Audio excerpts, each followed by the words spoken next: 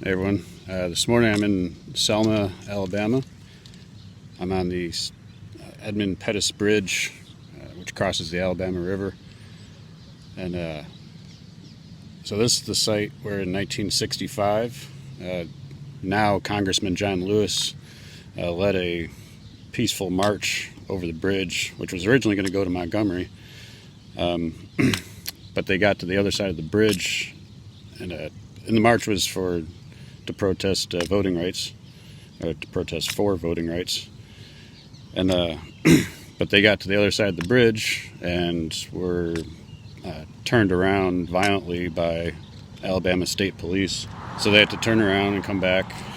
And so the first attempt actually didn't work, and it was referred to as Bloody Sunday because, like I said, the protesters were actually beaten as they got to the other side of the bridge and forcefully turned back by the Alabama State troopers. A quick view of the river.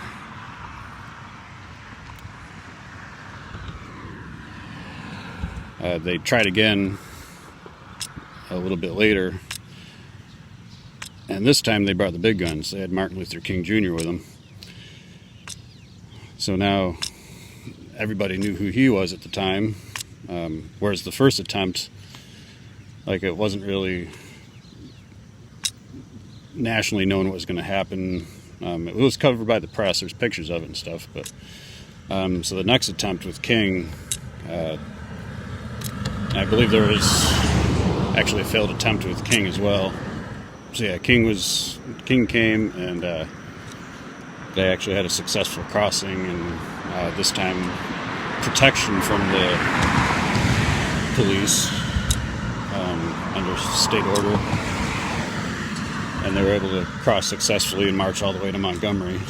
So yeah, now the bridge and the church where it started, which I'm going to be going to in a little bit, are now part of the Selma to Montgomery National Historic Trail, which is part of the National Park Service.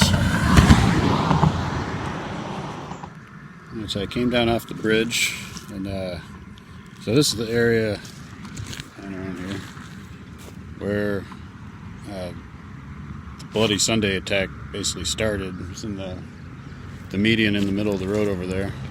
There's a famous picture of one of the marchers getting beaten down to the ground with one of the troopers standing over him, and so that was right there in the median.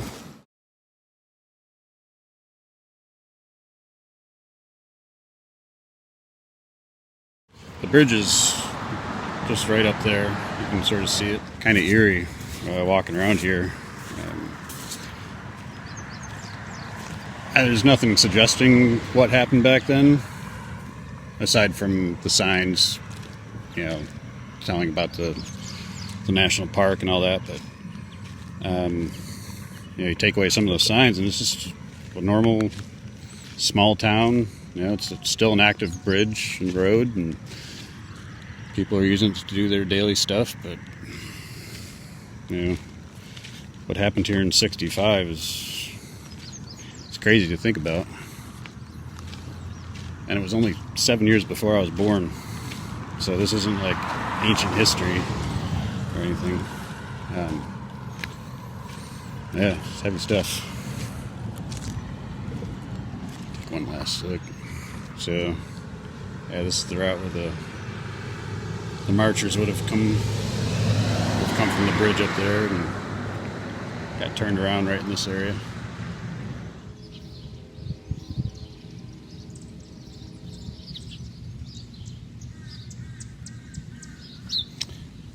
So I'm at the Brown Chapel, we're about 10 blocks or so from the Edmund Pettus Bridge. This is the church where the march actually started from. So John Lewis and later Martin Luther King and all the other marchers would have gathered here, and then started what would be the about 50-mile or so march to Montgomery. And I was just reading the sign over here. A lot of the apartment buildings here were built back in the 50s, and a lot of the civil rights activists of the time, a lot of the marchers, lived in these buildings, and Lewis and King and the others would have gathered and stayed with families and planned everything out for the march. But I didn't realize that till right now. But so this is where it started.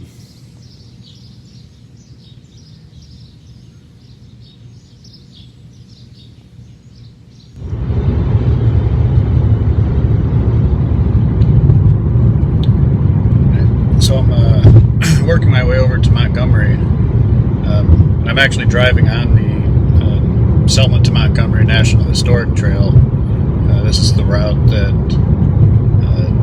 the marchers took back in '65 on the march from Selma to Montgomery, led by Martin Luther King Jr. and John Lewis. And I just came from Selma, and a lot of the stuff I had been looking up, like the documentaries and all that, beforehand. The thing that kind of struck me is all the attempts of the local governments, whether it was Governor Wallace or Bull Connor, James Gardner, whoever it was, trying to oppress the black people of this area. It just seemed like all their efforts wound up backfiring, and the harder they tried to keep a grip on it, the more it just squeezed through their fingers. The first attempt at a march was met with violence, and they only made it across the bridge before they got turned back by the Alabama state troopers. And I think there was like 600 marchers, maybe a couple hundred, I forget the number. The next time they tried it a few weeks later, they had thousands. And they also had Martin Luther King in their corner. And the governor finally relented and issued them the permit to march. Everything they tried,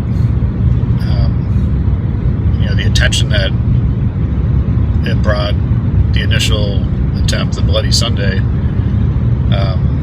that made national headlines, and it just wound up having the opposite effect that they wanted. And it just seemed like everything they tried did that.